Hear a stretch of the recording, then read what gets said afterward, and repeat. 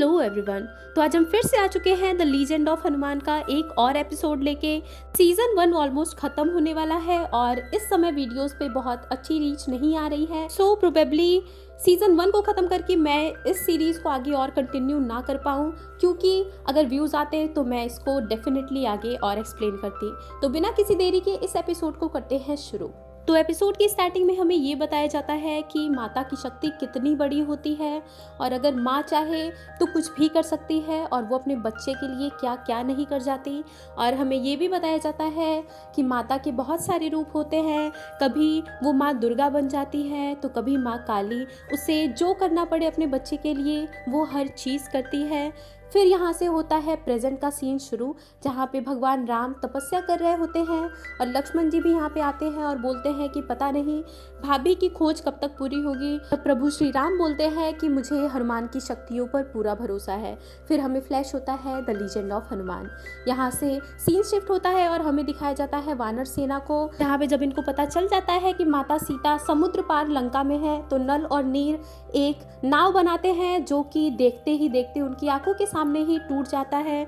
और हनुमान जी बोलते हैं कि अगर हम इस नाव पर वहाँ पर गए तो हमारी लाश ही पहुँचेगी या फिर शायद हम आधा रास्ता भी तय ना कर पाए। हनुमान जी खड़े होकर सोचने लगते हैं कि हम इसे कैसे पार कर सकते हैं, हमें कोई और नाव बनानी चाहिए। अंगद भी सुझाव देता है कि हाँ, हमें बड़ी नाव बनानी चाहिए और मजबूत, लेकिन हमें तो वो आता ही नहीं।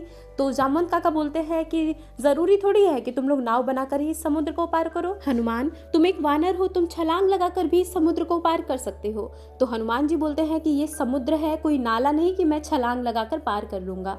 तो जामवंत काका बोलते हैं कि अपनी शक्तियों को पहचानो हनुमान, अब वक्त आ चुका है कि तुम्हें अपनी शक्तियों का आभास हो। और उसके बाद हनुमान जी को बहुत अजीब अजीब सी आवाज़ें सुनाई देने लगती हैं, जो कि और किसी को नहीं सुनाई देती। वो सबसे कहते हैं कि क्या तुम्हें ये आवाज़ नहीं आ रही, मुझे कोई पुत्र कहकर बुला रहा है, कोई मेरा नाम पुकार रहा है। तो यहाँ पर जामवंत जी अंदर आकर बोलते हैं कि हनुमान, मुझे सुनाई दे रहा है कि तुम क्या समझना चाहते हो, और वो ऊपर देखो। फिर उनको सारी चीज़ें याद आती हैं कि उन्होंने किस तरीके से बड़े बड़े राक्षसों को हराया।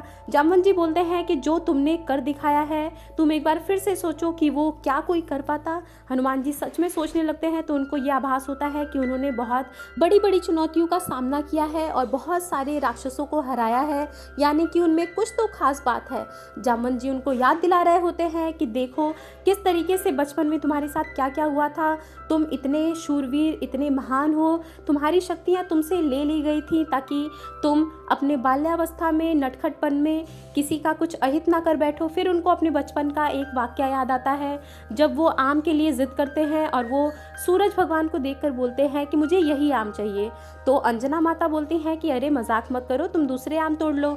उसके बाद वो एक छलांग मारते हैं और वो सूर्य की तरफ उड़ पड़ते हैं। उनको ये सारी चीज़ें याद आ रही होती है कि ऐसा कुछ हुआ था उनके बचपन में। हनुमान जी को लगता है कि ये सारी चीज़ें उनका एक सपना था, उनका एक भ्रम था, लेकिन जब जामवंत काका उनको याद दिलाते हैं तो उनको महसूस होता है कि ये सारी चीज़ें सच में हुई थी। लेकिन जैसे ही वो खाने जाते हैं सूर्य को, वैसे ही इंद्रदेव आकर उन्हें रोक लेते हैं और उनको मूर्छित कर कर धरती पर वापस ले आने का प्रयास करते हैं, क्योंकि अगर हनुमान जी सूर्य को खा लेते तो पूरी धरती का सर्वनाश हो जाता। और इंद्रदेव अच्छे से जानते थे कि हनुमान जी में इतनी क्षमता है कि वो ये कर सकते हैं। उसके बाद उनको ये भी याद आता है कि किस तरीके से बचपन में उनकी शक्तियां ले ली गई थी और उनकी माता अंजना किस तरीके से रो रही थी।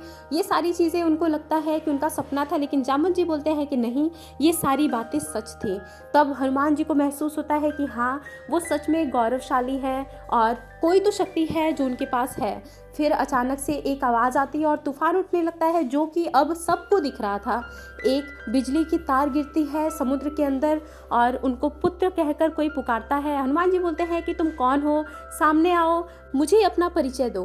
तो वहाँ से एक बहुत बड़ी सी काया दिखती है इनको और उसके बाद उसमें से एक चेहरा नज़र आता है, जो कि बोलता है कि हे पुत्र, मैं हूँ वायु। और यहीं पे ये एपिसोड खत्म हो जाता है। ये एपिसोड बहुत छोटा था। नेक्स्ट एपिसोड के लिए आपको पता है क्या क्या करना है। Till then take care and bye bye.